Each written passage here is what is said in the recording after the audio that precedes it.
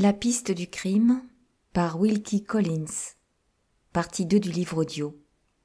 Chapitre 5. La découverte de l'hôtesse. Je m'assis et j'essayais de remettre le calme dans mes esprits. C'était le moment ou jamais de décider ce que mon devoir envers mon mari et mon devoir envers moi-même exigeaient que je fisse. Je n'en vins pas à bout. Fatigué d'esprit, aussi bien que de corps, j'étais absolument incapable de suivre le développement régulier d'aucune idée. Je sentais vaguement que, si je laissais les choses dans l'état où elles étaient, je ne pouvais espérer de dissiper jamais les ténèbres qui allaient s'épaississant sur notre vie à deux, si doucement commencée. Nous pouvions continuer à demeurer ensemble de façon à sauver les apparences, mais oublier ce qui était arrivé, me sentir satisfaite de mon sort, cela était au-delà de mes forces. Ma tranquillité comme femme, peut-être mes plus chers intérêts comme épouse, me faisaient une loi impérieuse de pénétrer le mystère de la conduite de ma belle-mère, et aussi de découvrir ce que signifiaient les mots étranges de repentir et de reproche que mon mari s'était adressé à lui-même en revenant à notre logis. Mais qu'est-ce que je pouvais? Constater ma position, rien de plus. Quand je me demandais ce que je devais faire ensuite, une confusion sans espoir d'en sortir, un doute qui me rendait folle, remplissait mon âme et faisait de moi la femme la moins capable de réfléchir et de céder elle-même qu'il y eût au monde. Je renonçais à mes efforts. Je me jetais sur mon lit, en proie à un désespoir sombre et à une morne stupeur, et je tombais, par le seul effet de la fatigue, dans un sommeil pénible et sans suite. Je fus réveillée par un coup frappé à la porte de ma chambre. Était-ce mon mari? Je tressaillis de la tête aux pieds à cette idée. Ma patience et mon courage allaient-ils être mis de nouveau à l'épreuve? « Qui est là ?» demandai-je, nerveuse et irritée. La voix de mon hôtesse me répondit. « Puis-je, s'il vous plaît, vous parler un moment ?» J'ouvris la porte. Je ne peux le cacher, quoique j'aimasse mon mari si tendrement, quoique j'eusse laissé pour lui ma famille et mes amis, ce fut, en ce moment, un soulagement pour moi de voir que ce n'était pas lui qui revenait. L'hôtesse entra et s'assit, sans y être invitée, auprès de moi. C'était se mettre tout d'abord sur le pied de l'égalité. Mais elle ne s'en tint pas là, elle gravit un degré de plus dans l'échelle sociale. Elle se posa en protectrice et me jeta de haut un regard attendri, comme sur un pauvre être digne de sa pitié. « Je reviens à l'instant de Broadstairs, dit-elle en commençant.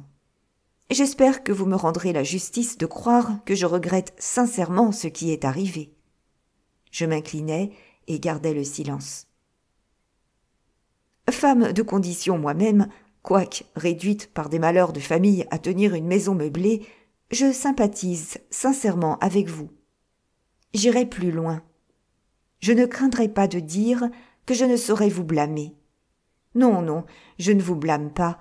J'ai vu que vous avez été aussi blessé de la conduite de votre belle-mère que je l'ai été moi-même. Et c'est beaucoup dire. Beaucoup dire, en vérité. Néanmoins, j'ai un devoir à remplir. Il est pénible, mais ce n'en est pas moins un devoir. Je vis dans le célibat, donc je n'ai eu bien des occasions d'en sortir. Je vous prie de le croire, mais j'y suis restée par goût. Dans cette situation, je ne reçois dans ma maison que des locataires extrêmement respectables. Il ne doit y avoir aucun mystère dans leur position. Un mystère dans la position d'un locataire entraîne à sa suite, comment dirais-je, car je désire ne pas vous offenser, je dirais une certaine tâche. Très bien. Maintenant, je m'en remets à votre propre jugement. Une personne dans ma position doit-elle s'exposer à une tâche? Je fais cette remarque dans un esprit de charité toute chrétienne. Comme vous êtes une femme de condition vous-même, J'irais même jusqu'à dire une femme de condition avec qui on en a usé cruellement, vous me comprendrez, j'en suis sûre. Je ne pus en supporter davantage. Je l'interrompis. Je comprends, dis-je, que vous désirez que nous quittions votre maison. Quand voulez-vous que nous en sortions? L'hôtesse tendit sa main longue, maigre, rouge, comme pour protester de ses regrets. « Oh, quel ton, quel regard !» dit-elle. « Il est naturel que vous soyez ennuyée, que vous soyez chagrine. Mais voyez, jugez vous-même, je vous prie. Mettons une semaine. C'est le délai ordinaire des congés. Pourquoi ne me tenez-vous pas pour une amie? Vous savez quel sacrifice, quel cruel sacrifice j'ai fait uniquement pour vous. » « Vous? Un sacrifice? Quel sacrifice? » m'écriai-je. « Quel sacrifice? Je me suis rabaissée comme femme de condition. J'ai oublié le respect que je me devais à moi-même. » Elle fit une courte pause et prit tout à coup ma main, comme dans un accès d'amitié frénétique. « Oh, ma pauvre chère dame !» s'écria l'insupportable femme. « Je sais tout.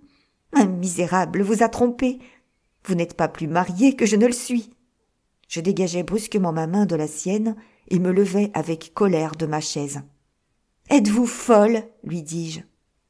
Elle leva ses yeux au plafond avec l'air d'une personne qui a mérité le martyre et qui s'y soumet avec résignation. « Oui, dit-elle, je commence à croire que je suis folle. Folle de m'être dévouée à une ingrate, à une femme qui ne sait pas apprécier ce que j'ai fait pour elle, en bonne sœur, en bonne chrétienne. Soit, je ne le ferai plus. Dieu me le pardonne, je ne le ferai plus. »« Qu'est-ce que vous ne ferez plus ?» demandai-je. « Suivre votre belle-mère ?» s'écria-t-elle en quittant soudain son air de martyr, pour prendre un air de mégère. J'en rougis quand j'y pense. J'ai suivi cette respectable dame tout le long de son chemin jusqu'à sa porte. Ma fierté, qui m'avait soutenue jusque-là, m'abandonna en ce moment. Je me laissai retomber sur ma chaise sans pouvoir cacher mon appréhension de ce qui allait suivre. L'hôtesse éleva la voix de plus en plus et devint de plus en plus rouge. « Je vous avais fait signe en vous quittant sur la plage, reprit-elle. Une femme reconnaissante aurait compris ce que ce signe voulait dire. Soit, je ne recommencerai plus. Je rejoignis votre belle-mère à la brèche de la falaise. Je la suivis. Oh, comme je sens mon humiliation à présent. Je la suivis jusqu'à la station de Broadstairs. Elle revint par le train à Ramsgate. Je fis comme elle. Elle se rendit à son logement. Je l'y suivis comme un chien. Oh, quelle honte! Providentiellement, comme je le pensais alors, je ne sais plus ce que j'en dois penser maintenant, le maître de l'hôtel se trouva être un de mes amis. Il était chez lui. Nous n'avons pas de secret entre nous quand il s'agit de locataires. Je suis en position de vous dire, madame, quel est le véritable nom de votre belle-mère. Elle ne s'appelle nullement Woodville. Son nom, et par conséquent le nom de son fils, est Macallan. Madame Macallan, veuve de feu le général Macallan. Oui, votre mari n'est pas votre mari. Vous n'êtes ni fille, ni femme, ni veuve. Vous êtes au-dessous de rien, madame, et il faut que vous quittiez ma maison. » Elle ouvrait la porte pour sortir. Je l'arrêtai. Elle m'avait mise hors de moi. Le doute qu'elle avait jeté sur mon mariage était au-dessus de tout ce que je pouvais endurer. « Donnez-moi l'adresse de madame Macallan, lui dis-je. » La colère de l'hôtesse disparut et fit place au plus vif étonnement. « Vous ne voulez pas me donner à entendre, dit-elle, que vous allez vous-même chez la vieille dame. Personne, si ce n'est la vieille dame, ne peut me dire ce que j'ai besoin de savoir. Votre découverte, comme vous l'appelez, peut vous suffire. Elle ne me suffit pas.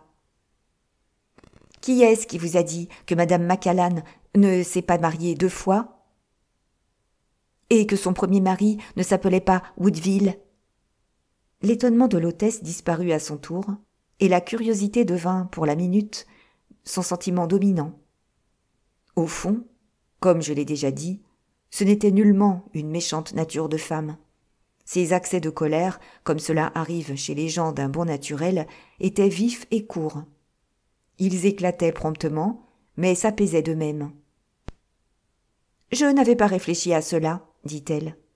Voyons si je vous donne l'adresse. Promettez-vous de me dire, à votre tour, tout ce que vous aurez appris ?» Je lui fis la promesse demandée et reçus l'adresse en échange. « Sans rancune, me dit l'hôtesse en reprenant aussitôt sa familiarité. « Sans rancune, répondis-je de l'air le plus cordial que je pus prendre de mon côté. 10 minutes après, j'étais à la porte de ma belle-mère. Chapitre 6. Ma découverte à moi. Heureusement pour moi, ce ne fut pas le maître de l'hôtel qui vint m'ouvrir. Quand je sonnai, ce fut une stupide fille à tout faire qui m'introduisit sans songer à me demander mon nom. Madame Macallan était chez elle, et seule. Après m'avoir donné ce double renseignement, la servante me conduisit au premier étage et me fit entrer dans le salon sans m'annoncer. Ma belle-mère était assise, seule, près d'une table à ouvrage, et tricotait. Dès que je parus à la porte, elle mit de côté son ouvrage et, se levant, me signifia d'un geste de la main plein d'autorité qu'elle voulait parler la première. « Je sais pourquoi vous venez, me dit-elle. Vous venez pour me questionner. Épargnez-vous-en la peine et épargnez-moi celle de vous écouter. Je vous avertis à l'avance que je ne répondrai à aucune question relative à mon fils. » Cela fut dit avec fermeté, mais non avec rudesse. Je répondis de mon côté, avec une fermeté égale. « Je ne suis pas venue ici, madame, pour vous questionner relativement à votre fils. Je suis venue, veuillez m'excuser, pour vous adresser une question qui vous concerne vous-même. » Elle tressaillit et fixa sur moi, par-dessus ses lunettes, un regard pénétrant. Je l'avais prise évidemment par surprise. « Quelle est cette question ?» me demanda-t-elle. « Je viens d'apprendre pour la première fois, dis-je, que votre nom est Macallan. Votre fils m'a épousée sous le nom de Woodville. La seule explication honorable de cette circonstance est, ce me semble, que mon mari serait votre fils par un premier mariage. Il y va du bonheur de ma vie. Veuillez me permettre de vous demander si vous avez été marié 2 fois et si le nom de votre premier mari était Woodville. » Elle réfléchit un peu avant de répondre. « La question est parfaitement naturelle dans votre position, dit-elle, mais je pense que je ferais mieux de n'y pas répondre. Puis-je au moins vous demander pourquoi ? Certainement. Si je réponds, vous m'adresserez d'autres questions, et je serai forcée de refuser d'y répondre. Je suis fâchée de vous désobliger. Je vous répète ce que je vous ai dit sur la plage. Je n'éprouve envers vous d'autre sentiment qu'un sentiment de sympathie. Si vous m'aviez consulté avant votre mariage, je vous aurais volontiers admise dans ma pleine confiance. Il est maintenant trop tard. Vous êtes marié. Je vous engage à tirer le meilleur parti possible de votre situation et de vous tenir pour satisfaite des choses telles qu'elles sont. « Pardon, madame, lui dis-je. Je vous ferai remarquer que, dans l'état des choses, je ne sais pas même si je suis mariée. Tout ce que je sais, à moins que vous ne m'éclairiez mieux, c'est que votre fils m'a épousée sous un nom qui n'est pas son nom. Comment puis-je être assurée si je suis ou ne suis pas sa femme légitime ? Je crois qu'il ne peut être douteux que vous ne soyez la femme légitime de mon fils, répondit madame Macallan. En tout cas, il vous est facile de consulter un homme de loi à ce sujet. S'il est d'avis que vous n'êtes pas légitimement marié, mon fils, en dépit de ses fautes et de ses erreurs, est un gentleman. Il est incapable de tromper volontairement une femme qu'il aime et qui a eu confiance en lui. Il vous fera justice. De mon côté, je vous ferai justice aussi. Si l'opinion de l'homme de loi est contraire à vos justes prétentions, je vous promets de répondre à toutes les questions qu'il pourra vous convenir de m'adresser. En fait, je pense que vous êtes la femme légitime de mon fils, et, je vous le répète, tirez de votre position le meilleur parti possible. Contentez-vous du dévouement et de l'affection que votre mari a pour vous. Si vous tenez à la paix de votre cœur et au bonheur de votre vie à venir, abstenez-vous d'essayer d'en savoir plus que vous n'en savez maintenant. » Elle se rassit de l'air d'une femme qui a dit son dernier mot.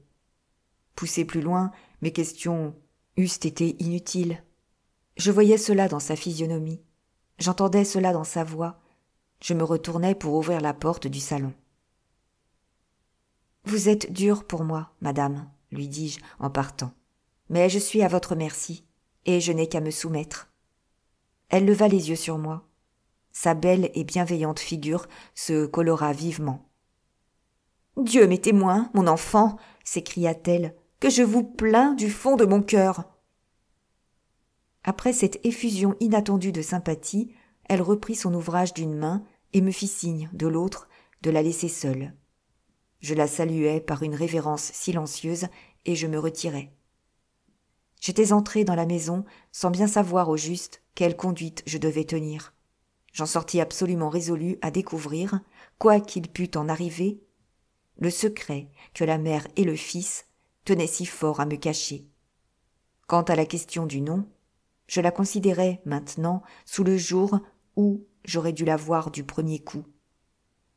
Si madame Macallan avait été mariée 2 fois, comme je m'étais trop pressé de le supposer, elle aurait certainement laissé échapper quelques signes d'émotion en m'entendant appeler du nom de son premier mari. Il pouvait y avoir partout ailleurs du mystère, il n'y en avait aucun dans l'affaire du nom.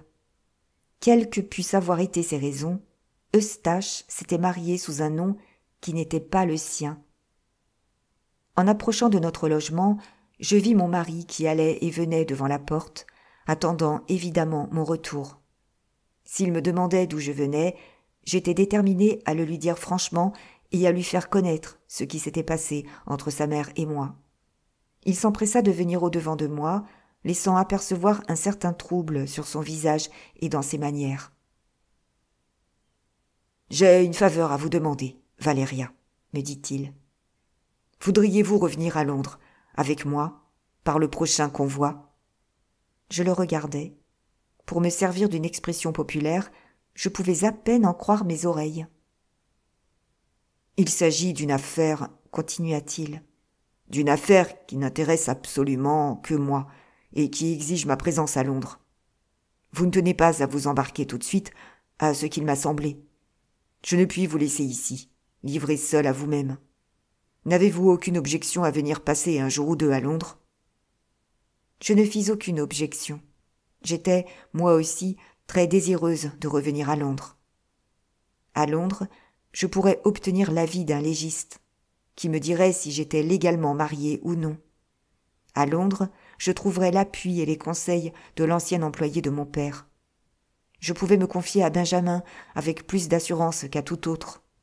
Si sincèrement que j'aimasse mon oncle, je répugnais à lui faire connaître dans quelle cruelle transe je me trouvais.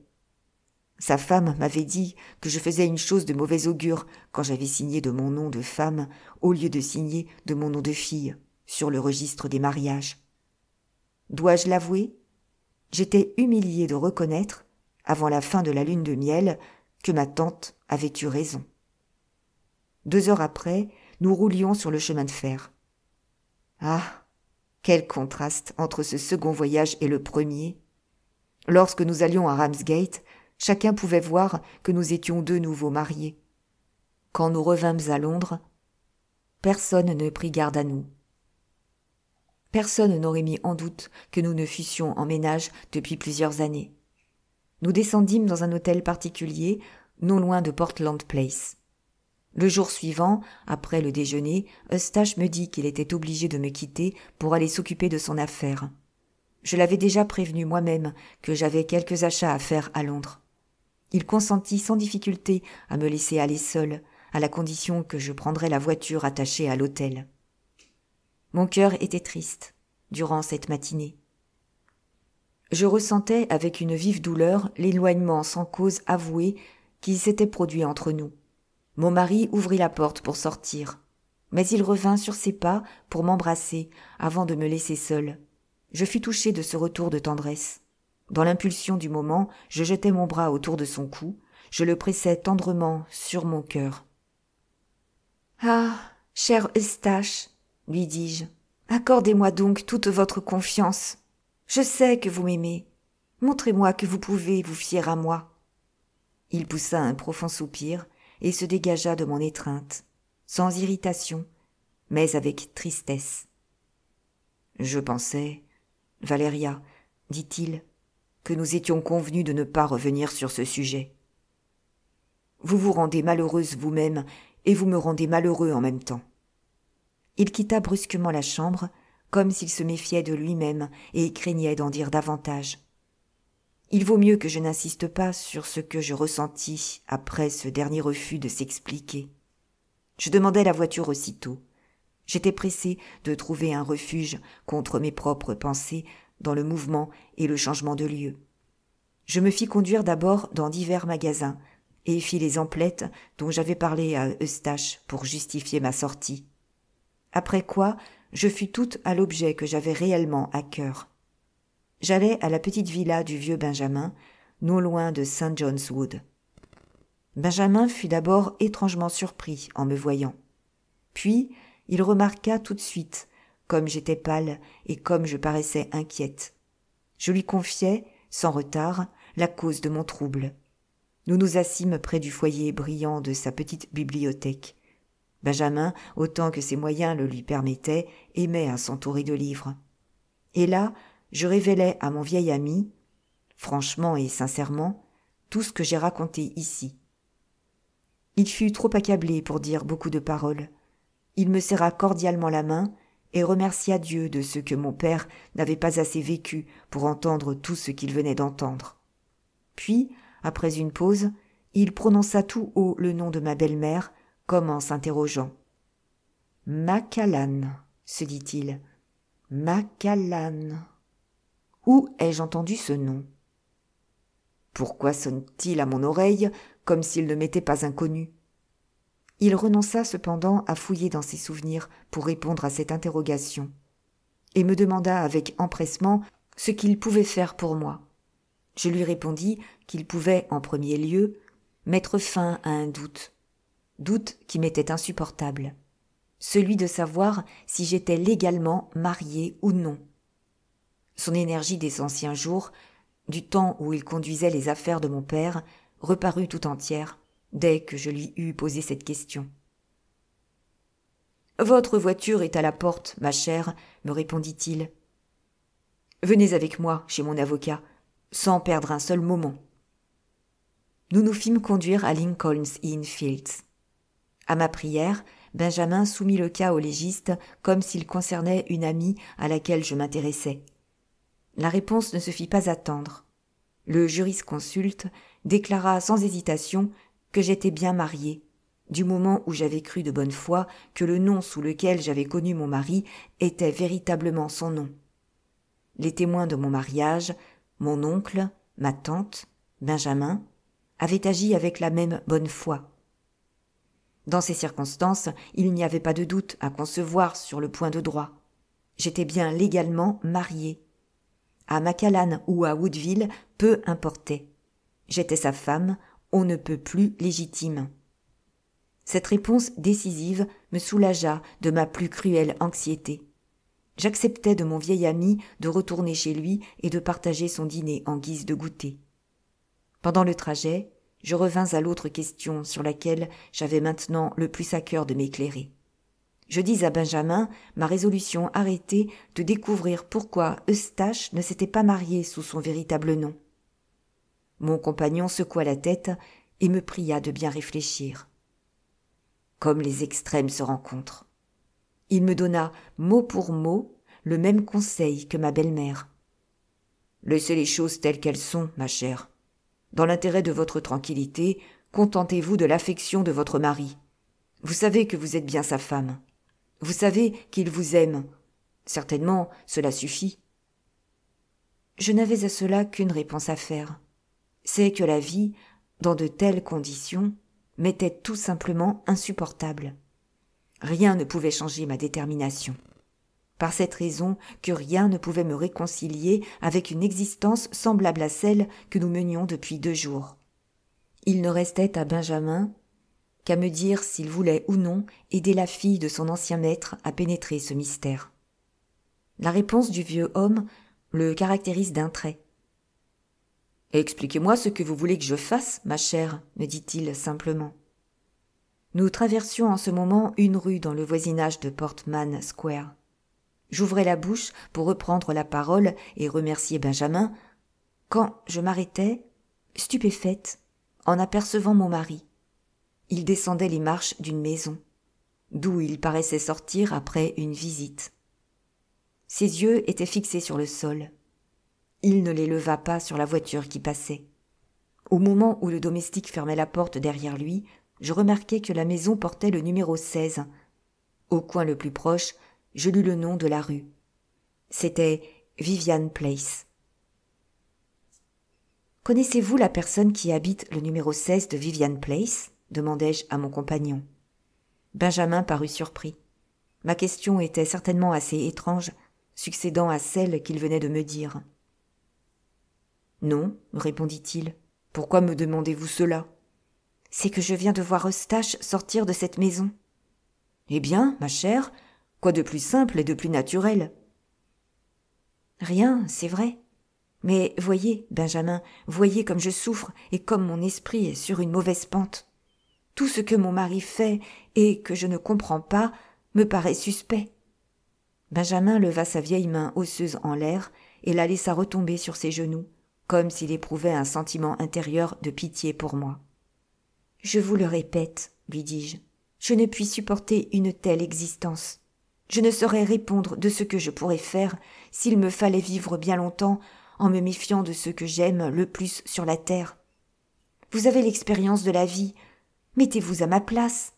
Supposez que Stache vous ait retiré sa confiance, comme il l'a fait avec moi. Supposez que vous l'aimiez autant que je l'aime et que vous ressentiez aussi amèrement que je la ressens la situation que cela me fait. Que feriez-vous ? » La question était nette. La réponse de Benjamin ne le fut pas moins. « Eh bien, je tâcherai de m'adresser à quelque ami intime de mon mari, ma chère, et discrètement, je l'interrogerai sur ce que je désire savoir. »« Quelque ami intime de mon mari ?» Je réfléchis un instant. Il n'y avait qu'un de ses amis qui me fût connu. C'était le correspondant de mon oncle, le major Fitz-David. Mon cœur battit violemment quand ce nom me revint en mémoire. Je fis ce raisonnement. En admettant que je suive l'avis de Benjamin et que je m'adresse au major Fitz-David, ma position ne sera pas pire qu'elle ne l'est à présent, même quand lui aussi refuserait de répondre à mes questions. Je me déterminai donc, sur le champ, à tenter cette démarche. La seule difficulté qui m'arrêtait était de découvrir l'adresse du major. J'avais rendu sa lettre à mon oncle, qui me l'avait réclamée. Je me rappelais que cette lettre était datée de Londres, mais je ne me rappelais pas autre chose. « Merci, mon vieil ami, vous m'avez suggéré une idée, dis-je à Benjamin. Avez-vous un almanach des adresses ? » « Non, ma chère, répondit-il d'un air étonné, mais il m'est facile de m'en procurer un. » Nous retournâmes à la ville. La domestique fut envoyée aussitôt à la librairie voisine pour s'y faire prêter un almanach. Elle revint avec le volume, précisément comme nous nous mettions à table. Je me hâtai de chercher à la lettre F le nom du major. En le trouvant, je jetai un cri de surprise. « Benjamin !» m'écriai-je. « Voilà une étrange coïncidence. Lisez ceci. » Il regarda la ligne que je lui indiquai du doigt. L'adresse du major Fitz-David était numéro 16, Vivian Place. La maison même d'où je venais de voir sortir mon mari. Chapitre 7. Visite au major. « Assurément, dit Benjamin, c'est une coïncidence. Cependant, il s'arrêta un instant, comme s'il craignait que je ne prisse mal ce qu'il allait dire. « Continuez, dis-je. »« Cependant, ma chère, reprit-il, je ne vois rien là qui puisse éveiller votre défiance. Il est très naturel encore, ce me semble, que votre mari, se trouvant à Londres, fasse une visite à l'un de ses amis. Il est également naturel que nous ayons passé par Vivian Place à notre retour chez moi. Cela me paraît la manière raisonnable d'interpréter la chose. Voyons, ne le croyez-vous pas comme moi ? Je vous ai dit déjà que mon esprit est sur une fâcheuse pente en ce qui concerne Eustache. Je pressens en outre qu'il doit y avoir, dans cette visite au major Fitz-David, un motif secret. Ce n'est pas une visite comme une autre. J'en suis fermement convaincue. Une supposition ? Si nous nous mettions à table, dit Benjamin. Voici une longe de mouton, ma chère, une simple longe de mouton. Il n'y a rien en elle qui puisse provoquer vos soupçons. Eh bien, donc, montrez-moi que vous avez confiance dans cette longe de mouton. Faites-moi le plaisir d'en manger. Voici du vin, c'est du vrai Bordeaux, dans lequel il n'y a pas le moindre mystère, Valéria. Je puis vous donner ma parole que c'est du pur jus de la treille. Si nous ne pouvions nous fier à rien autre chose, fions-nous du moins au jus de la treille. À votre bonne santé, ma chère. Je mis, aussitôt que je pus, mon humeur au diapason de celle du bonhomme. Nous mangions, nous buvions, nous parlions du passé. Pendant un court moment, je fus presque heureuse dans la société du vieil ami de mon père. Pourquoi n'étais-je pas vieille aussi ? Pourquoi n'en avais-je pas fini avec l'amour ? Avec ses douleurs profondes, ses plaisirs passagers, ses désillusions certaines, ses bénéfices douteux. Les dernières fleurs de la saison se réchauffaient, dans la corbeille de la fenêtre, au dernier rayon d'un soleil d'automne. Le petit chien de Benjamin digérait son dîner, paresseusement étendu près du foyer. Un perroquet, dans la maison voisine, lançait gaiement les notes de sa voix criarde. Je ne doute pas que ce ne soit un grand privilège d'appartenir à l'espèce humaine. Mais la destinée de l'animal ou de la plante n'est-elle pas plus heureuse ? Ce court moment de relâche à mes peines fut bientôt passé. Elles revinrent toutes m'assiéger comme auparavant. Je me sentis envahie de nouveau par mes doutes, mes inquiétudes, mon abattement, quand je me levai pour prendre congé de Benjamin. « Promettez-moi, ma chère, que vous ne ferez rien trop précipitamment, me dit-il en m'ouvrant la porte. Est-ce agir trop précipitamment que d'aller voir le major Fitz-David ? Lui demandai-je. Oui, si vous y allez vous-même. Vous ne savez pas quelle espèce d'homme est ce major. Vous ne savez pas comment il pourra vous recevoir. Laissez-moi vous ouvrir la voie, ou sonder le terrain, comme on dit. Ayez foi en mon expérience, ma chère. En pareille circonstance, il n'est rien de tel que de sonder le terrain. Je réfléchis un moment. Mon excellent ami méritait bien que je réfléchisse avant de répondre par un refus à son offre.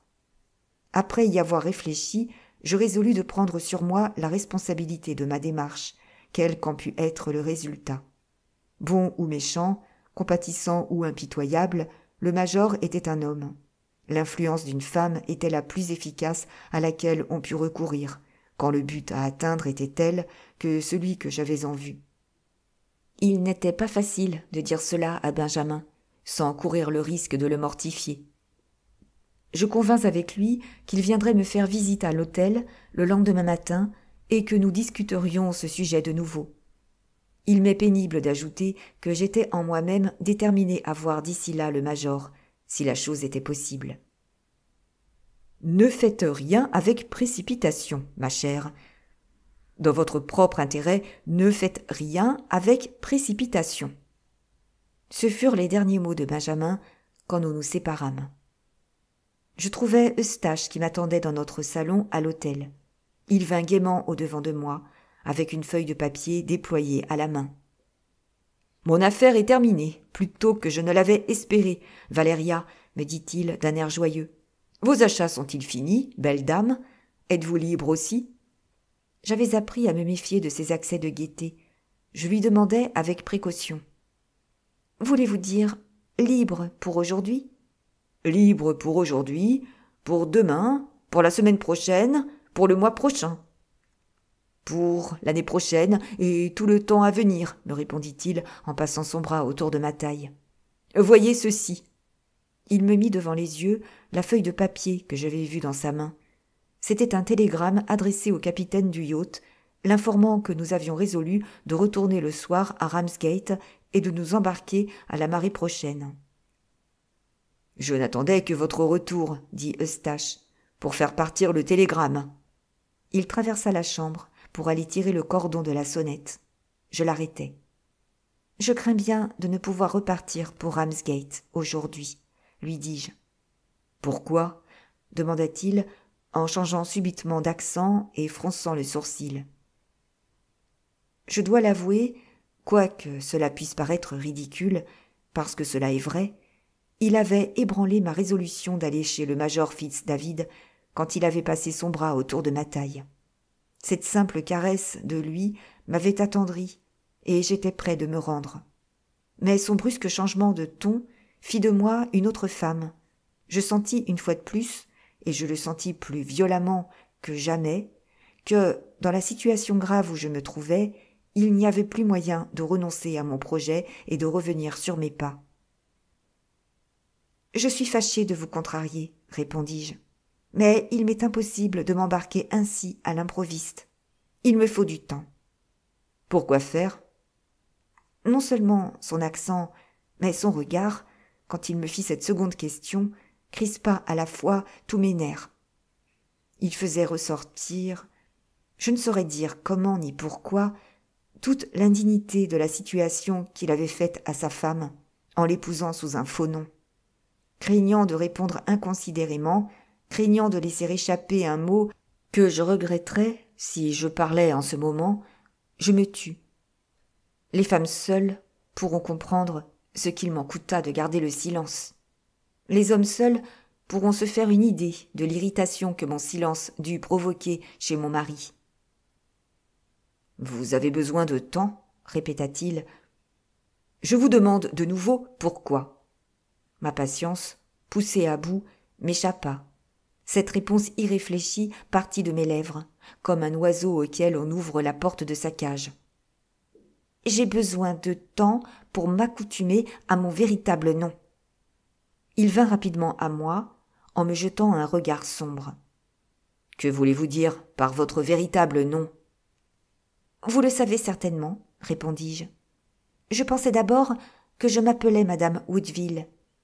J'ai découvert maintenant que je m'appelle Madame Macallan. » Il recula brusquement en entendant son nom, comme si je l'avais frappé.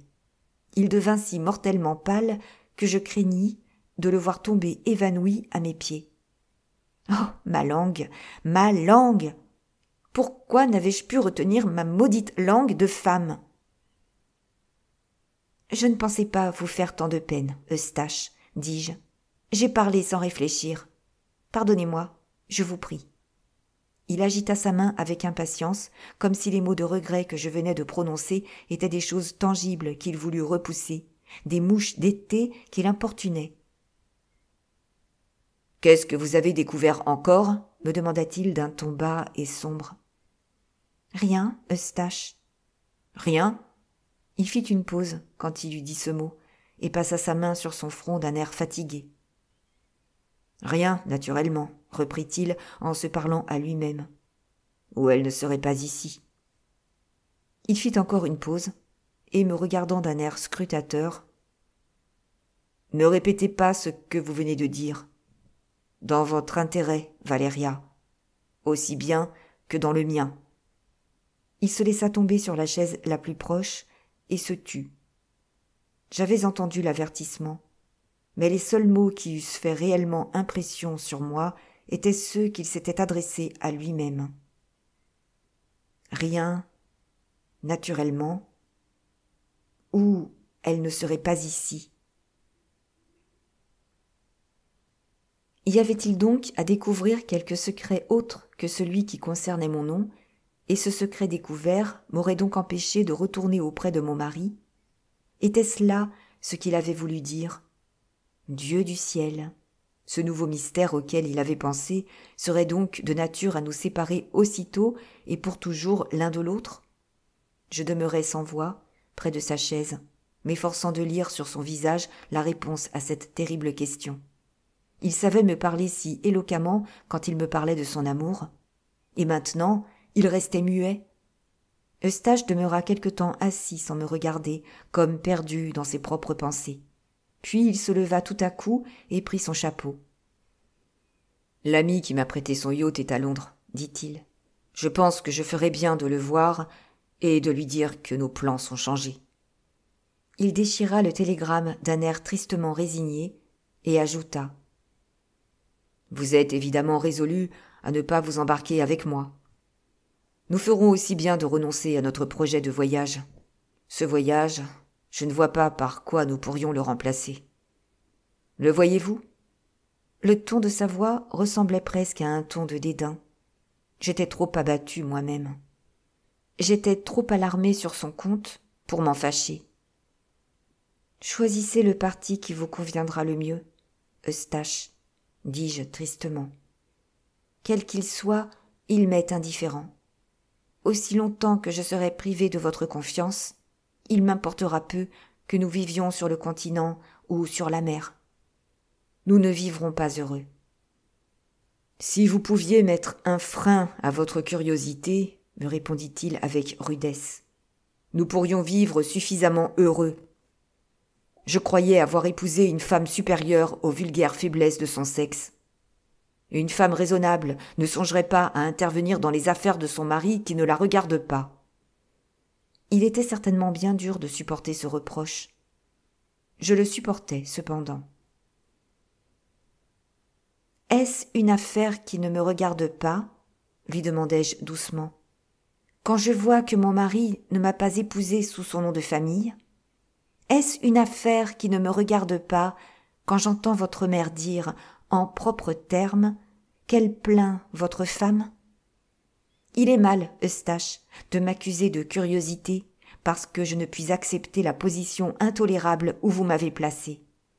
Elle flétrit mon bonheur et menace mon avenir. Votre cruel silence nous éloigne l'un de l'autre, dès le début de notre vie commune.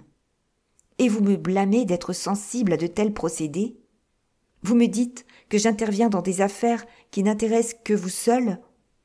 Elles ne vous intéressent pas seul. Elles m'intéressent aussi. Oh, mon bien-aimé, pourquoi vous jouez-vous ainsi de notre amour et de notre confiance réciproque ? Pourquoi me laissez-vous dans ces ténèbres ? Il me répondit d'un ton sévère et avec une concision impitoyable. Pour votre propre bien.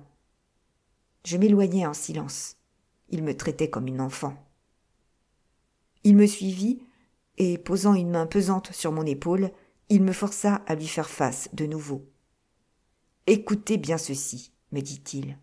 Ce que je vais vous dire, je vous le dis pour la première et la dernière fois. Valéria, si vous découvrez jamais ce que je veux maintenant vous laisser ignorer, dès ce moment, vous vivrez dans les tortures. Vous n'aurez plus de tranquillité. Vos jours seront pleins de terreur, vos nuits pleines d'horribles rêves. Sans qu'il y ait de ma faute. Songez-y. Sans qu'il y ait de ma faute. Chaque jour, vous croirez avoir un nouveau motif de vous défier de moi. Chaque jour, vos craintes ne feront que grandir, et vous serez en même temps de plus en plus injuste envers moi. Sur ma foi de chrétien, sur mon honneur de gentleman, si vous faites un pas de plus vers cette découverte, c'en est fait de votre bonheur pour le reste de votre vie. Songez sérieusement à ce que je vous ai dit. Je vous laisse tout le temps d'y réfléchir. Je vais dire à mon ami que nous avons renoncé à notre voyage sur la Méditerranée. Je ne serai pas de retour avant ce soir. » Il soupira et me regarda avec une indicible tristesse. « Je vous aime, Valéria, dit-il. En dépit de tout ce qui s'est passé, j'en prends Dieu à témoin. Je vous aime plus tendrement que jamais. » Après avoir dit ces mots, il me laissa. Je dois dire la vérité, quelque étrange qu'elle puisse paraître. Je ne prétends pas être en état d'analyser mes motifs. Je ne prétends pas deviner comment d'autres femmes auraient agi à ma place. Ce qui est certain, quant à moi, c'est que le terrible avertissement de mon mari, d'autant plus terrible qu'il était plus vague et entouré de plus de mystères, ne m'arrêta pas, ne m'effraya pas une seconde.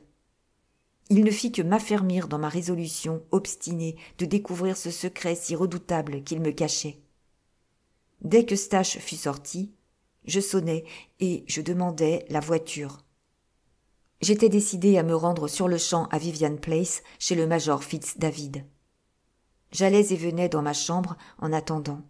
J'étais dans un tel état d'irritation fébrile qu'il m'était impossible de rester un instant assise et tranquille. Par hasard, je me regardais, en passant, dans la glace. La vue de ma figure me fit tressaillir, tant j'avais l'air effaré et étrange. Pouvais-je me présenter ainsi chez un inconnu? Avec ses traits bouleversés, cette chevelure dérangée par ma main fiévreuse, quel effet lui ferais-je? Pour qui me prendrait-il? D'après ce que je savais, mon avenir tout entier dépendait peut-être de l'impression que je produirais à première vue sur le major Fitz-David.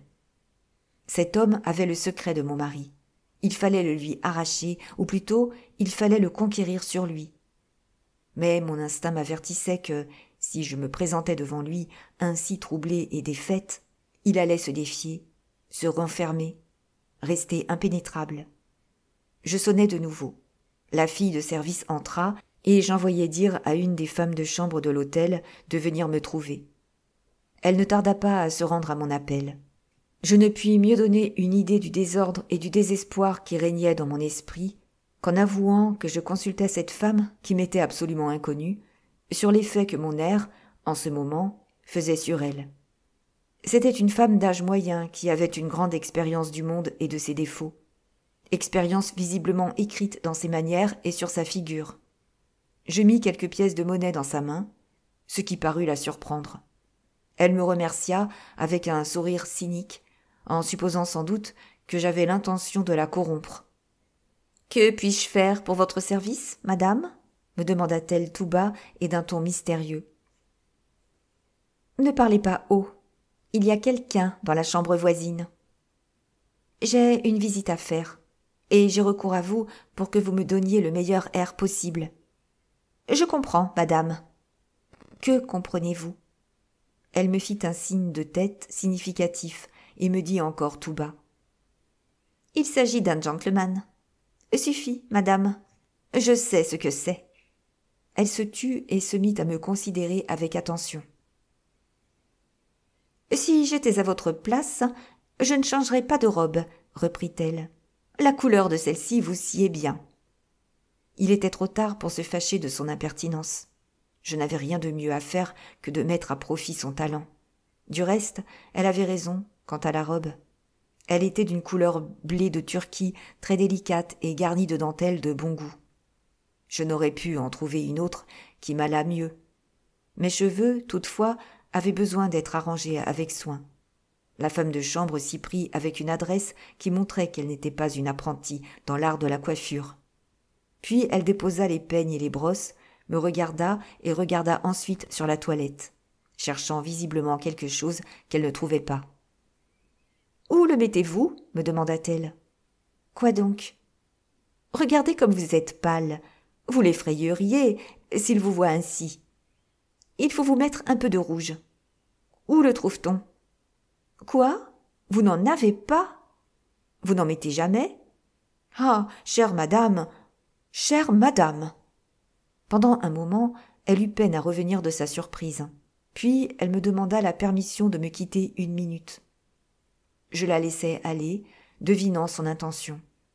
Elle revint avec un pot de fard et de la poudre. Je ne dis rien pour la détourner de ce qu'elle voulait faire.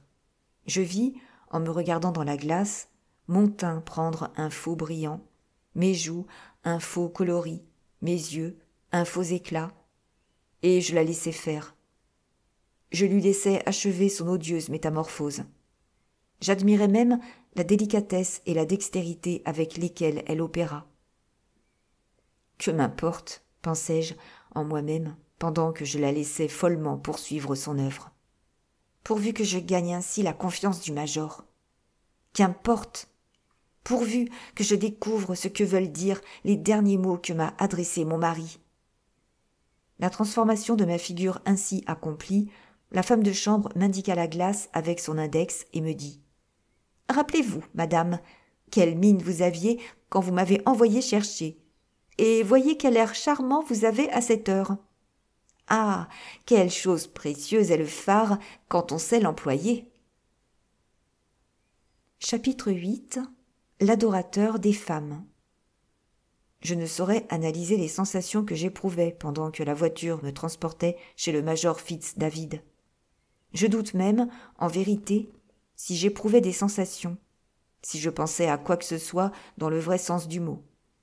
Depuis 1 heure, il me semblait que je n'étais plus moi, que j'avais perdu le sentiment de mon identité. En tout autre temps, mon tempérament était nerveux, inquiet.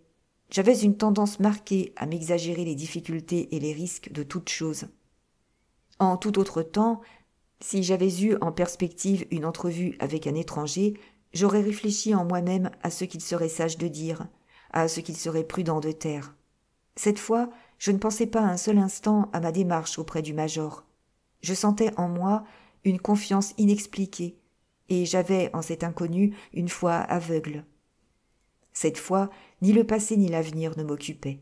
Je vivais, sans y réfléchir, tout entière dans le présent. Je regardais les magasins devant lesquels nous passions et les voitures qui croisaient la mienne.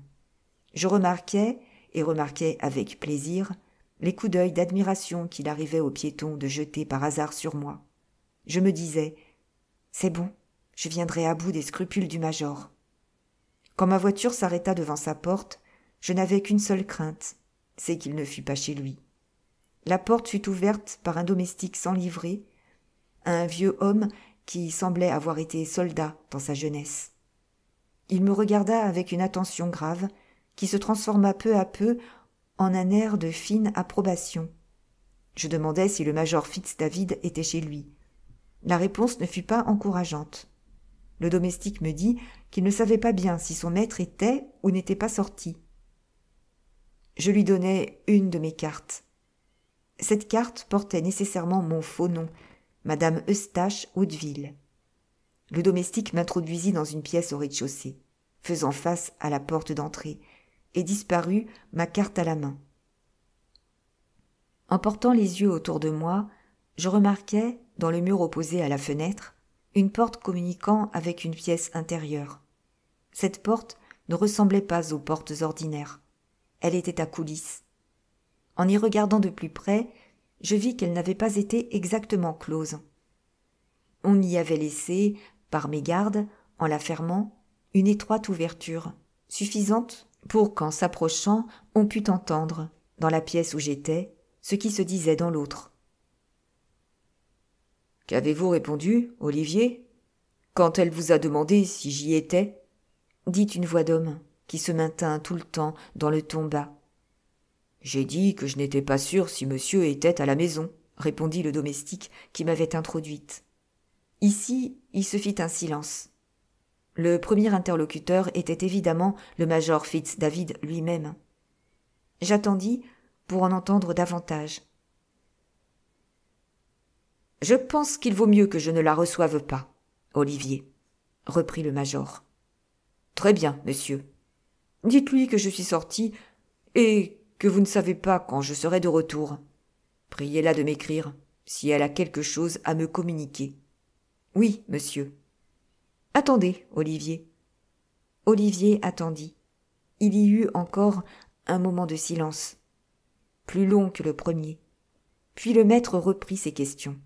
« Est-elle jeune, Olivier ?»« Oui, monsieur. »« Et jolie ?»« Mieux que jolie, monsieur, à mon avis. »« Oui, ce que vous appelez une belle femme, Olivier. »« Certainement, monsieur. »« Grande ? Grande et bien faite. » Major. « Oui, Une gracieuse tournure ? » Souple comme un jonc, et droite comme un i.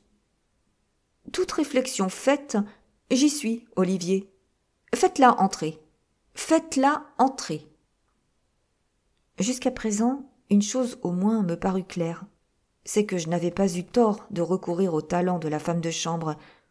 Olivier n'aurait pas fait de moi ce portrait si je m'étais présentée avec mes joues décolorées et mes cheveux en désordre. Le domestique reparut et me conduisit dans le cabinet du major Fitz-David, qui vint respectueusement au-devant de moi pour me recevoir. À quoi ressemblait le major Fitz-David ? Il ressemblait à un vieux gentleman bien conservé, âgé d'environ 60 ans, petit et maigre, et principalement remarquable par l'extrême longueur de son nez. Après son nez, je notais successivement sa belle perruque brune, ses petits yeux gris étincelants, son teint coloré, ses favoris courts et teints d'une nuance qui se mariait avec sa perruque. Ses dents blanches et son sourire aimable, son bel habit bleu orné d'un camélia à la boutonnière, et son petit doigt paré d'une magnifique bague, un rubis qui m'éblouit de ses feux, quand il me fit signe, avec courtoisie, de prendre un siège. « Chère madame Woodville, combien vous êtes aimable de me faire cette visite. Je désirais depuis longtemps avoir le bonheur de vous connaître. Eustache est un de mes anciens amis. Je l'ai félicité quand j'ai entendu parler de son mariage. Puis-je vous faire un aveu ? Maintenant que j'ai vu sa femme, je l'envie. » L'avenir de ma vie était peut-être dans les mains de cet homme. Je m'efforçais de lire son caractère dans les traits de sa figure. Les petits yeux gris et brillants du major s'adoucirent quand il les fixa sur moi.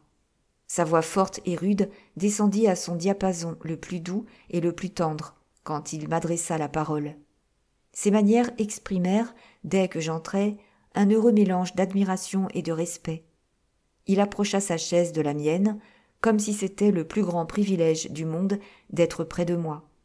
Il prit ma main et porta mon gant à ses lèvres, comme si ce gant exhalait le parfum le plus exquis que la terre pût produire. « Chère madame Woodville, dit-il en replaçant doucement ma main sur mes genoux, pardonnez cette liberté à un vieux garçon qui adore votre sexe enivrant. Votre présence illumine cette sombre demeure. C'est pour moi une ineffable joie de vous contempler. » Il n'était pas nécessaire que le vieux gentleman me fît cette confession. Les femmes, les enfants, les chiens, dit un commun adage, reconnaissent par instinct les gens qui les aiment réellement. Les femmes avaient un ami ardent, peut-être, à une certaine époque, un dangereux ami, dans la personne du major Fitz-David. Je m'en étais aperçu parfaitement avant que je me fusse assise, avant que j'eusse ouvert la bouche pour lui répondre. « Je vous remercie, major, de votre bienveillant accueil et de vos aimables compliments, lui dis-je, en mettant mon ton à l'unisson du sien, autant que le permettait la retenue que m'imposait mon sexe. Vous m'avez fait votre confession. Puis-je vous faire la mienne ? Le major reprit ma main et rapprocha sa chaise de la mienne aussi près que possible. Je le regardai gravement et essayai de dégager ma main. Le major ne consentit pas à la laisser aller et me dit tout de suite pourquoi. « Je viens de vous entendre parler pour la première fois, dit-il. Je suis sous le charme de votre voix. Chère madame Woodville, laissez-le goûter à un vieux garçon qu'il ravit. Ne lui enviez pas cet innocent plaisir. Prêtez-moi, je voudrais pouvoir dire, donnez-moi votre jolie main. Je suis un si grand admirateur des jolies mains. J'écoute bien mieux quand je tiens une jolie main comme la vôtre dans la mienne. Les dames me passent cette faiblesse. Passez-la moi aussi, je vous en prie. Vous me la passez, n'est-ce pas? À présent, qu'alliez-vous me dire? J'allais vous dire, major, que je suis d'autant plus touchée de votre bon accueil que je viens réclamer de vous une faveur. Je sentais, en parlant, que j'abordais le sujet de ma visite un peu trop brusquement, mais l'admiration que me témoignait le major allait croissant de minute en minute dans une si rapide progression qu'il me parut indispensable d'y mettre un frein. Je ne doutais pas que ces mots de fâcheux augure « J'ai une faveur à vous demander » n'atteignissent parfaitement mon but. Ma confiance ne fut pas trompée. Mon admirateur suranné laissa aller doucement ma main et, avec la plus grande politesse du monde, changea de conversation. « Cette faveur, naturellement, vous est accordée, dit-il. Mais d'abord, comment va notre cher Eustache ?»« Il est inquiet et découragé, répondis-je. »« Inquiet et découragé ?» répéta le major. « Comment ?» L'homme digne d'envie qui vous a épousé est inquiet et découragé. C'est monstrueux. Je ne suis pas content de Stache. Je le rayerai de la liste de mes amis. En ce cas, rayez-moi aussi de cette liste, Major. Je suis de même dans une triste disposition d'esprit. Vous êtes l'ancien ami de mon mari. Je puis vous avouer que notre vie commune, en ce moment, n'est pas du tout une vie heureuse. Le major Fitz-David haussa ses sourcils en signe d'étonnement. « Déjà » s'écria-t-il. « Comment est donc fait Eustache ? Est-il incapable d'apprécier la beauté et la grâce ? Est-il le plus insensible des hommes ?»« Il est le meilleur et le plus aimant des hommes, » répondis-je. « Mais il y a dans son passé quelques terribles mystères. » Je ne pus continuer. Le major m'arrêta résolument. Il le fit avec la politesse la plus calme en apparence. Mais je vis dans ses petits yeux étincelants un regard qui disait clairement « Si vous voulez vous aventurer sur ce terrain glissant, madame, ne me demandez pas de vous y accompagner. »« Ma charmante amie, s'écria-t-il, puis-je vous appeler ma charmante amie ? Vous êtes douée, entre mille autres aimables qualités, que j'ai pu remarquer déjà, d'une imagination des plus vives. Ne lui laissez pas prendre un trop grand empire sur vous. Croyez-en le conseil d'un vieil ami. Ne lui laissez pas prendre trop d'empire. Que puis-je vous offrir, chère madame Woodville ? Une tasse de thé ? Appelez-moi de mon vrai nom, monsieur, répondis-je hardiment.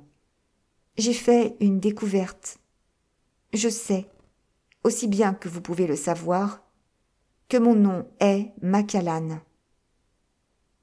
Le major bondit sur sa chaise et me regarda fixement. Ses manières devinrent graves et son ton ne fut plus ce qu'il était auparavant quand il ajouta « Puis-je vous demander si vous avez communiqué à votre mari la découverte dont vous venez de me faire part ?»« Certainement, répondis-je. Ma conviction est que mon mari me doit, à ce sujet, une explication. Je lui ai demandé de me dire ce que signifie ce fait étrange. Il a refusé, en termes qui m'effrayent, de me l'expliquer. J'en ai appelé à sa mère. Elle m'a répondu par le même refus, en termes qui m'humilient. Cher Major Fitz-David, je n'ai aucun ami qui puisse prendre ma défense. Je n'ai aucun ami qui puisse venir à mon aide, si ce n'est vous. Rendez-moi le plus grand de tous les services. Dites-moi pourquoi votre ami Eustache m'a épousée sous un faux nom. »« Accordez-moi la plus grande de toutes les faveurs, » répondit le major. « Ne me demandez pas de vous dire un mot là-dessus. » Il semblait, en dépit de sa réponse décourageante, s'apitoyer réellement sur ma situation. Je résolus d'employer toutes les forces de mon éloquence à achever de le gagner à ma cause. Je ne me tins pas pour battu du premier coup. Je ne puis m'empêcher de vous interroger là-dessus, cependant. Réfléchissez à ma position. Comment puis-je vivre, sachant ce que je sais, et n'en sachant pas plus ? J'aimerais mieux apprendre je ne sais quoi, le plus terrible des secrets que vous puissiez me révéler, plutôt que de rester dans l'ignorance où je suis. J'aime mon mari de tout mon cœur, mais je ne puis vivre avec lui dans une situation pareille. Ce qu'elle me fait souffrir me conduirait à la folie. Je ne suis qu'une faible femme, Major. Je ne puis qu'implorer votre bonté. Je vous en prie. Oh, je vous en supplie, ne me laissez pas plus longtemps plonger dans les ténèbres. Je ne puis en dire davantage. Sous l'impulsion d'un premier mouvement, dont je ne fus pas maîtresse, je m'emparai d'une de ses mains et la portai à mes lèvres. Le vieux gentleman tressaillit comme si je lui avais donné une secousse électrique. « Ma chère, chère, chère dame !» s'écria-t-il. « Je ne puis vous dire combien je sympathise avec vous. Vous me charmez, vous me subjuguez, vous remuez toutes les fibres de mon cœur. Que puis-je dire ? Que puis-je faire ? Je ne puis qu'imiter votre admirable franchise, votre intrépide candeur. Vous m'avez fait connaître votre position. Permettez que je vous fasse à mon tour connaître la mienne. Calmez-vous, je vous prie, calmez-vous. J'ai ici un flacon de sel au service des dames. Permettez-moi de vous l'offrir. » Il m'apporta le flacon. Il plaça un petit tabouret sous mes pieds. Il me pria de prendre le temps de me remettre. « Diable d'entêté !» dit-il, entre ses dents, en s'éloignant un moment de moi et paraissant réfléchir. « Moi, à la place de son mari, je lui aurais dit la vérité, quoi qu'il pût en arriver. » Voulait-il parler d'Eustache ? Était-il disposé à faire ce qu'il aurait voulu faire à la place d'Eustache ? Allait-il réellement me dire la vérité ? Cette idée avait eu à peine le temps de traverser mon cerveau quand je tressaillis au bruit d'un violent coup de marteau donné à la porte de la rue. Le major s'arrêta pour écouter. Bientôt après, la porte fut ouverte et le frôlement d'une robe de femme se fit entendre. Le major se précipita vers l'antichambre avec toute la vivacité d'un jeune homme. Il était trop tard. La porte s'ouvrit violemment du dehors, et une dame fit brusquement irruption dans la chambre.